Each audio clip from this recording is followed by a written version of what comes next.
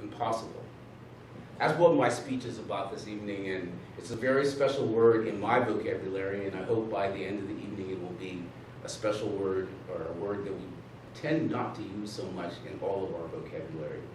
The word impossible means not possible, not able to exist or happen, unable to be done, performed, or exercised, not to be done or endured. When I was a little kid, my very favorite fairy tale was Cinderella.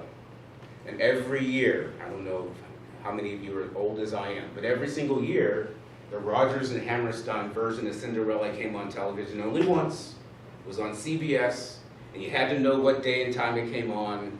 And at least in my family, we all sat in front of the television, we made popcorn. It was Cinderella night, our one night a year to watch Cinderella, and we were always excited. But my most exciting moment in the Cinderella movie or story is when they come to the song Impossible. Does anyone know the song? Impossible for a plain yellow pumpkin to become a golden carriage. Impossible for a plain country bumpkin to join a prince in marriage, and 4 white mice will never be 4 white horses. That's how the song starts.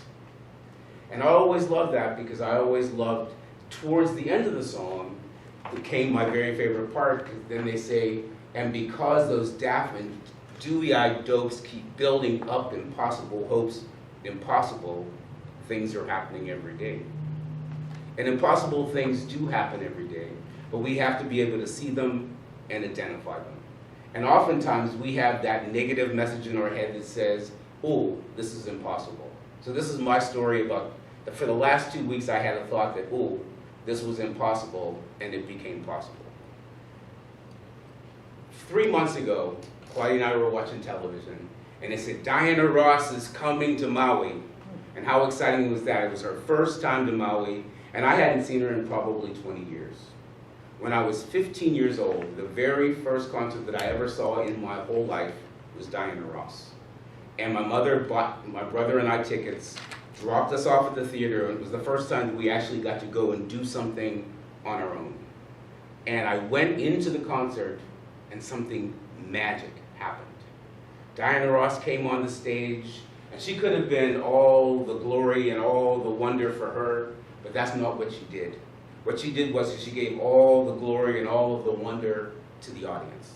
And all the show was about the audience. And then she got to the part where she sang, reach out and touch someone's hand. And she went out into the audience like no performer I'd ever seen on television do before. Walked right out into the audience and held people's hands. And by the end, everyone in the audience was singing, reach out and touch somebody's hand with such conviction that they honestly believed that they could do that. And I thought, impossible. Impossible that you could stand up there in front of all of these people and make every single person feel included.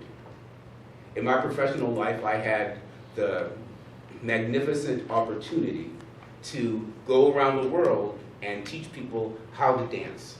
And through that, what I learned from Diana Ross, and I told Claudia this, was to make the audience part of your performance. Because the performance isn't for you, it's for them. So every single performance that I ever did teaching dance, whether I had 1, 100, or 1,000, I went out into the audience and I touched them. I held their hands, I talked to them, I reached out and I touched somebody's hand because that's the way I learned it. Fast forward, we got our Diana Ross tickets. We go and we see Diana Ross, and she is magnificent. There we are, we're standing in the balcony and we're dancing and we're singing, and all of a sudden the word comes into my head, impossible. I thought to myself, gee, I would really like to meet Diana Ross and just have one moment to have an opportunity to say thank you. But then that word came up, impossible, can't happen. And I believed it. I listened to it and I believed it. A week later, Claudia comes home from work and she says, Diana Ross's daughters are going to be at the Ritz-Carlton this afternoon, right after your class. You have to go there and check them out. And so that word, impossible, was still playing in my head. Maybe Diana Ross would show up, impossible, that can't happen. I walked into the room, I met Tracy Ellis Ross. She's on Blackish, so she's a pretty big star. She's all over television. And I was already really honored, and I said to her, gee, I could faint. And she smiled and she said to me, wait a minute. And all of a sudden behind me I heard clapping. And I turned around and in walks Diana Ross. She walks in the room, she walks right over to me and she says, hello. And I reached for a bottle of water because I didn't know what else to do. And I handed her a bottle of water and all I said was, thank you.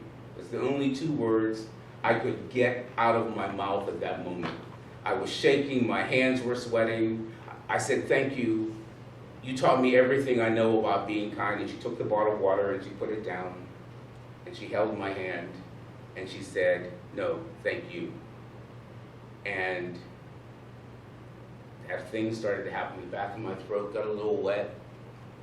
And my eyes started to bubble up and I thought, okay, I gotta get out of here because in order to get out of the Ritz-Carlton, I have to go through the lobby, down the stairs, all the way across to the end of the building to security and get out. And generally in that time you see 10, 20, 30 people. So I thought, I really don't want everyone in the Ritz-Carlton to say, did you see Carl today?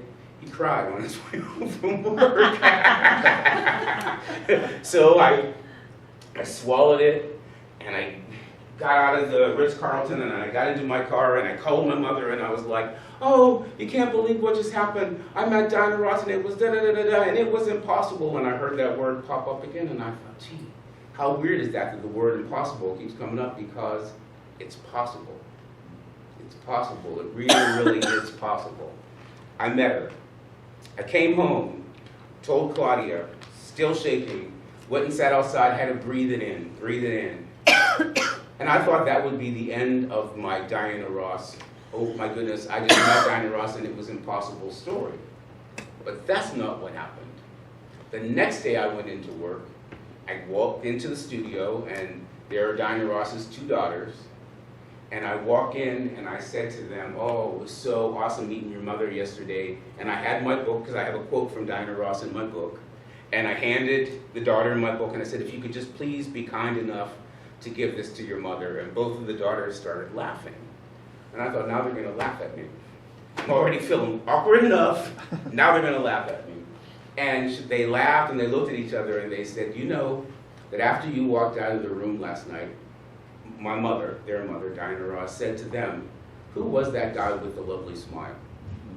And the thing that I thought was most impossible of all was that Diana Ross wanted, when she finished the workout, because they were doing the workout, when they finished the workout, Diana Ross said, where is the guy with the lovely smile because I want him to walk me to my car. Now God only knows I would have waited until midnight had I known she was going to ask me to walk her to her car, but I didn't know that. So the only thing that I want to say to you all this evening is nothing is impossible. Whatever you believe you can have, you can have.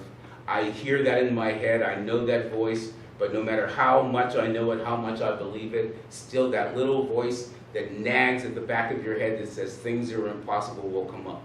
And every time it does, I'll just tell you this, be a daft and dewy-eyed dope and keep building up impossible hopes, because impossible things are happening every day.